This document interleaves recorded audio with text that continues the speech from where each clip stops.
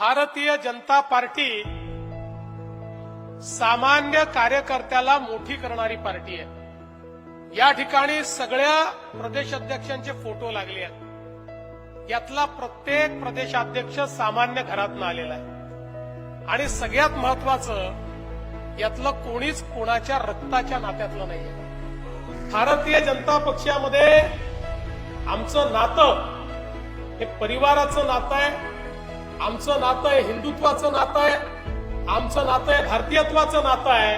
हे याकरता सांगतो की देशामध्ये 99% पक्षांमध्ये एकाच परिवारातले लोक अध्यक्ष होतात, पण भारतीय जनता पार्टी अशी आहे की ज्याच्यामध्ये सामान्यातला सामान्य कार्यकर्ता हा देखील प्रदेशाचाही अध्यक्ष होऊ शकतो, देशाचाही अध्यक्ष होऊ शकतो आणि चहा विकणारा देशाचा प्रधानमंत्री देखील होऊ शकतो।